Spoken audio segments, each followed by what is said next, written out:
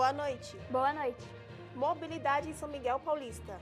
Vereadora apresenta plano para desafogar trânsito e modernizar o transporte. Mulheres de 40 a 49 anos agora poderão fazer mamografia anual gratuita pelo SUS. Número de ciclistas cresce 30% nos últimos 2 anos em São Paulo. Prefeitura planeja ampliar ciclovias até o fim do semestre. Sesc 24 de maio abre exposição gratuita sobre a cultura da onda do break e o movimento hip hop nas ruas de São Paulo. Estudantes do ensino superior se preparam para o ENAD 2025 neste mês de novembro. Preço dos ingressos nos jogos de futebol sobem 35% e afastam torcedores dos estádios paulistas. O Jornal São Judas começa agora.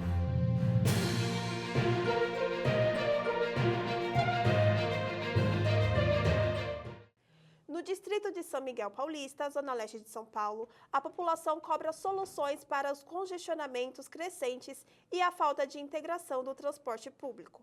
O repórter Felipe Ponciano entrevistou o vereador Ricardo Teixeira, que ressaltou o plano de mobilidade com regulamentação dos transportes por aplicativo e a reforma das paradas de ônibus com previsão de término até o fim do trimestre.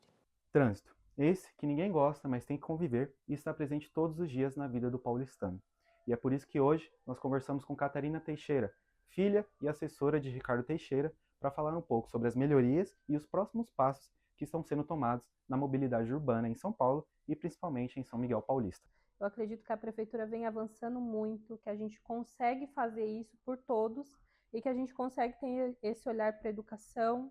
Agora, sobre a faixa azul, a gente vai avançando a faixa azul, né? A faixa azul vai ter mais, então vão fazer na Radial Leste, que é de extrema importância. Vão fazer outros pontos da cidade de São Paulo, né? São muitas vidas que a gente acaba perdendo, quem não anda na faixa, né? Quando anda na faixa, o índice é muito menos, então fica muito mais fácil. Então, se os motociclistas entenderem isso também, a gente zera as mortes, né? Zero os acidentes e vai expandir a faixa azul. E sobre o transporte da cidade de São Paulo, eu acredito que vem avançando muito. Hoje nós temos ônibus, né, elétricos. O Ricardo Nunes, o prefeito, vem aumentando essa quantidade de ônibus, que é bom para o nosso desenvolvimento e também para o meio ambiente. Então, acredito que ele vem melhorando e ele está fazendo muito por São Paulo. Então, é muito importante isso para a população, que a gente consiga olhar sempre para a população. Boas notícias, não é mesmo? Mas isso não muda o fato que nós, do Jornal São Judas, vamos continuar acompanhando e monitorando essas melhorias, para garantir que todas estejam sendo feitas. É com vocês aí no estúdio. E a Prefeitura de São Paulo anunciou hoje a ampliação de faixas exclusivas de ônibus em 3 avenidas da Zona Leste: São Miguel, Marechal Tito e Jacú-Pêssego. A medida faz parte de um novo plano de mobilidade urbana da cidade e deve beneficiar cerca de 200 mil passageiros por dia. O próprio vereador Ricardo Teixeira, que acompanha a discussão sobre transporte na região, afirmou que a ampliação é essencial para garantir fluidez e segurança no deslocamento de quem depende do transporte público. O Ministério da Saúde anunciou que mulheres de 40 a 49 anos poderão realizar mamografia pelo SUS, mesmo sem apresentar sintomas da doença. A mudança representa um avanço histórico no rastreamento do câncer de mama e segue a recomendação do Projeto de Lei 499 de 2025, aprovado recentemente na Câmara dos Deputados. A proposta garante o exame de forma anual e gratuita para todas as mulheres a partir dos 40 anos, ampliando o acesso à prevenção e ao diagnóstico precoce. De acordo com o Ministério, a medida deve beneficiar mais de 10 milhões de brasileiras e reduzir em até 30% os casos graves diagnosticados tardiamente. O texto segue agora para análise do Senado antes de ser sancionado pela Presidência da República. Mais informações você confere no site do Ministério da Saúde. O número de ciclistas nas ruas da capital paulista cresceu 30% nos últimos 2 anos, segundo dados da Companhia de Engenharia de Tráfego. O número de ciclistas vem crescendo de forma consistente em São Paulo, acompanhando a tendência nacional de maior adesão à mobilidade ativa. Dados recentes da pesquisa de origem e destino do metrô mostram que as viagens diárias feitas de bicicleta na Grande São Paulo aumentaram cerca de 25% nos últimos anos. E o levantamento indica que a bike tem se consolidado como meio de transporte cotidiano, especialmente na Zona Leste e no centro expandido. A Prefeitura anunciou que vai ampliar a malha cicloviária até o fim do ano, com a criação de mais de 80 quilômetros de novas rotas e a revitalização de trechos já existentes. Segundo a Secretaria Municipal de Mobilidade e Trânsito, o objetivo é integrar as ciclovias aos corredores de ônibus e às estações de metrô, garantindo mais segurança e fluidez no deslocamento. Atualmente, São Paulo conta com mais de 730 quilômetros de ciclovia e ciclofaixas, e a meta é atingir 850 até o fim de 2025. E daqui a pouco, no Jornal São Judas, o repórter Peu Araújo mostra a nova exposição do Sesc 24 de Maio, que celebra a cultura da onda do break e o movimento hip hop nas ruas de São Paulo. Nós já voltamos.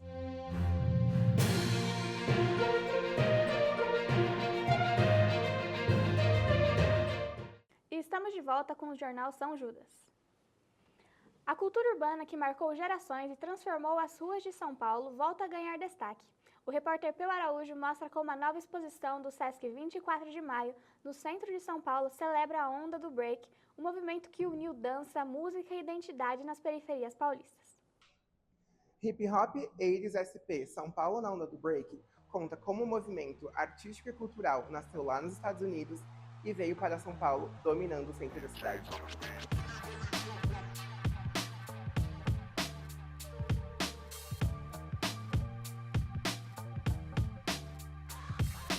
O início da exposição mostra como a cultura nasceu entre os jovens norte-americanos como uma forma de resistência e expressão cultural.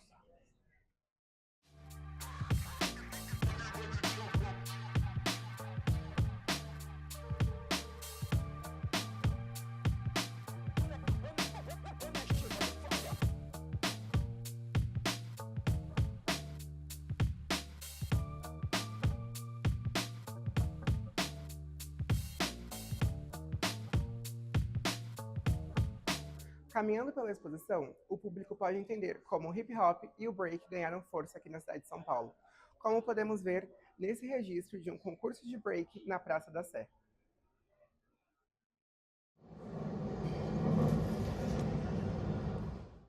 A Pamela, que estava a passeio com os filhos, descobriu a exposição por acaso e contou para a gente o que mais chamou sua atenção. Bom, eu gosto muito do break, que é a dança, né? Então eu gosto muito da dança e eu até estava brincando que eu dançava break na minha juventude. Legal! Mas acho que tudo chamou a atenção, né? As cores, né? A história toda, né? Vindo lá dos Estados Unidos, como chega aqui no Brasil também. Acho que num todo chama bem a atenção, é bem bonita a exposição. Já o Eliseu, que estava pela segunda vez na exposição, nos contou a mensagem que ele leva sobre a cultura do hip hop. Eu acho que a primeira coisa é o registro, né? Tem que ter o registro de tudo. Porque mais do que você falar, você aprender, você escutar, quando você consegue visualizar a arte, né? Seja gravando, seja em forma de fotos, fica mais claro de entender. E a mensagem que eu levo é de nunca deixar a minha cultura morrer. Bom, o hip hop é um movimento cultural, né? Muito mais do que um estilo musical. Eu acho que para as novas gerações, para os meus filhos, acho que fala muito sobre identidade. Identidade, ancestralidade também, sobre autoestima também, né? Então, acho que traz elementos muito importantes que reforçam a identidade, principalmente a identidade afro. Então, é algo que a gente preserva na nossa cultura e a gente transmite para os nossos filhos também. E é daqui, nesse espaço com a caixa de som, um dos símbolos mais representativos do movimento, que o público finaliza a visitação à exposição e acompanha o auge do movimento em São Paulo.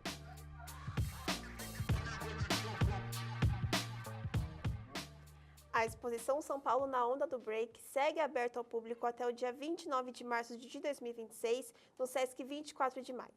A mostra reúne fotos, figurinos e objetos que marcaram o movimento hip-hop nos anos 80.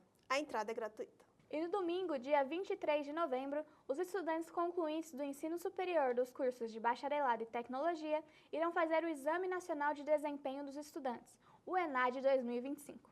O exame mede a qualidade do ensino nas instituições de todo o país. A repórter Mariana Fusa está na Universidade São Judas para falar sobre a expectativa para a prova. Boa noite, Mariana. Como está a preparação dos estudantes por aí? Boa noite, Giovana. Boa noite, Caluana. Boa noite a você que está nos acompanhando aqui. Hoje eu estou aqui na Universidade São Judas Tadeu para falar de um ponto muito importante na vida acadêmica dos alunos, o ENAD, que é o Exame Nacional de Desempenho do Estudante. A prova avalia o rendimento do aluno que está ali para completar a graduação, né? E é um ponto importante, é um ponto obrigatório para ele poder se formar. E hoje nós estamos aqui com o Rian, e eu quero saber um pouquinho do que você acha, da sua expectativa, como você está se preparando para isso. Boa noite, Rian. Boa noite. Acho que a minha expectativa é um pouco moderada, né? O ENAD está para ocorrer agora já nesse mês, mas tenho tentado me preparar, ler algumas matérias, né? Até fazer aquele preparo junto com as provas da A1, da A2. Então tem sido esse preparo assim de juntar também com o TCC, então dar uma escolhida ali no que exatamente estudar para poder priorizar o que é mais urgente na semana, né? Ah, sim, que legal. E você acha que o ENAD é importante, né? Qual é a sua opinião sobre isso?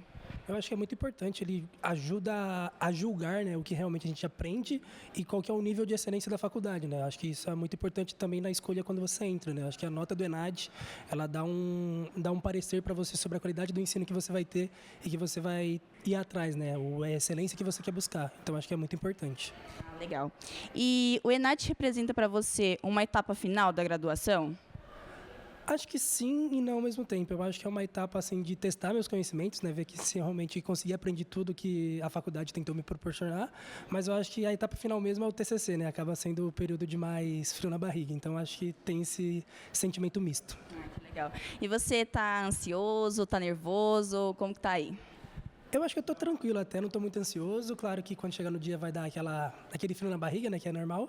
Mas por enquanto estou mais tranquilo, acho que vai dar para ir bem nessa prova. Os alunos do 8º semestre, ou seja, aqueles que estão para concluir a graduação, estão se preparando para o ENAD, que em breve será aplicada em todo o país. O ENAD é essencial para poder terminar a graduação e um fechamento de ciclo. Eu sou a Mariana, diretamente da Universidade São Judas Tadeu. É com vocês, meninas. Obrigada, Mariana. Ficamos na torcida aqui por todos. E veja no próximo bloco. Enquanto os estádios se modernizam, o torcedor popular perde espaço nas arquibancadas. Os altos preços dos ingressos levantam a discussão sobre a elitização do futebol brasileiro. Diante de valores cada vez mais altos e arquibancadas cada vez mais vazias, fica a pergunta: será que o futebol brasileiro ainda pertence ao povo que o transformou em paixão nacional? Veja a seguir no Jornal São Judas.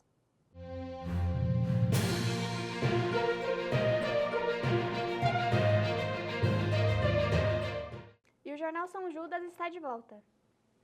O futebol brasileiro, paixão nacional, está cada vez mais distante de quem o ama. Nos últimos 4 anos, o preço médio dos ingressos para os principais jogos do Campeonato Paulista subiu cerca de 30%, segundo o levantamento da Federação Paulista de Futebol.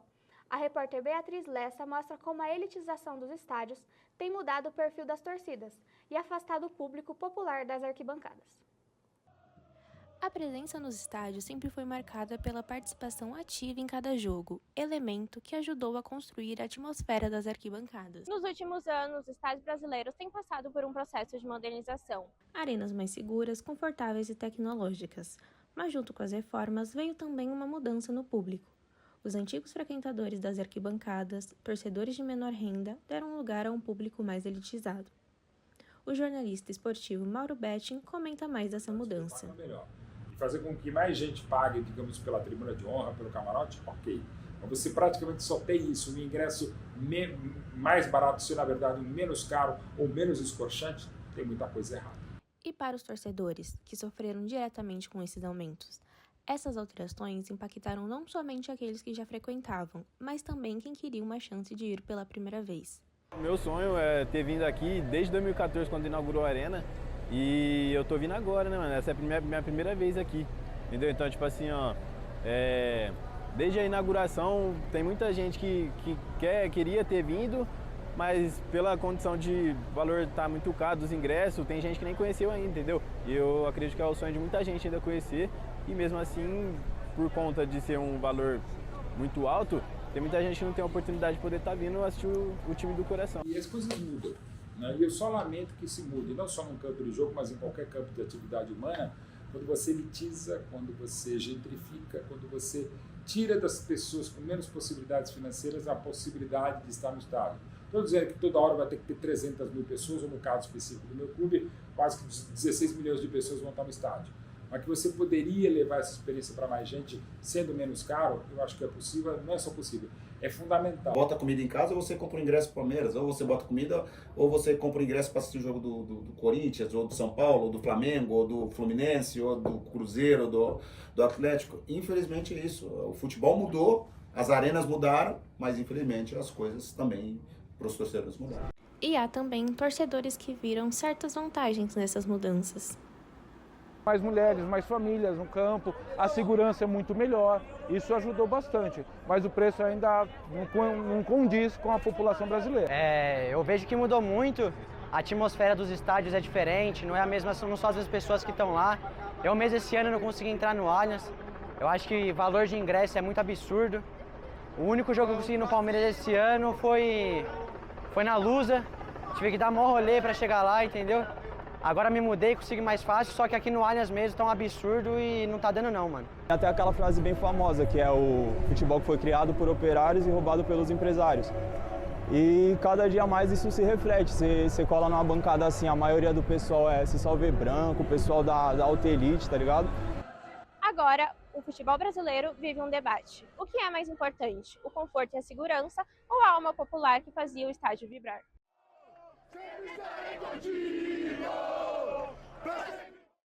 E agora vamos aos destaques da semana do Campeonato Brasileiro. A 33ª rodada do Campeonato Brasileiro foi marcada por muitos gols e jogos movimentados pelo país. Na Ilha do Retiro, o Sport abriu o placar com Léo Pereira aos 18 minutos e ele mesmo marcou com o segundo gol da equipe. Mas o Atlético Mineiro virou com Hulk aos 68, Rony com 2 gols seguidos e Alexander que fechou o placar e consolidou a vitória do Galo por 4-2.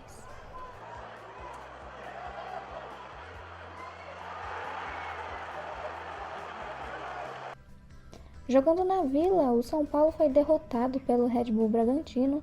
O único gol da partida saiu aos 75 minutos. John bateu o pênalti e garantiu o triunfo sobre o goleiro Rafael. Na Neoquímica Arena, o Corinthians perdeu para o Ceará. Galeano marcou aos 31 minutos após a boa jogada pelo lado direito e decidiu o jogo para o Ceará. Já o Mirassol abriu o placar logo aos 2 minutos com Gabriel e o Palmeiras empatou aos 30 com Vitor Roque.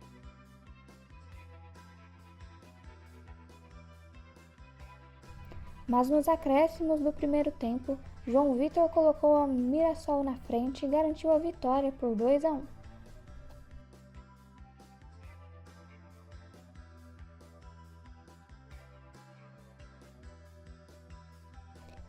E no Maracanã, o Flamengo venceu o Santos em uma partida cheia de emoção. Léo Pereira abriu o placar aos 37 minutos e Carrascal ampliou no início do segundo tempo.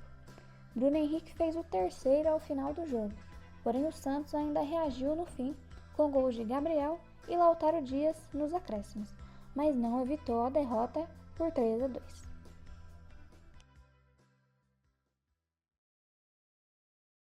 Vamos agora conferir a previsão do tempo. O fim de semana deve ser de sol e calor em São Paulo. As temperaturas podem chegar aos 33 graus no sábado, com possibilidade de pancadas isoladas de chuva à tarde. No domingo, o tempo segue firme na maior parte do estado. E assim a gente encerra o jornal de hoje. Boa noite. Obrigada pela companhia e até amanhã. Boa noite.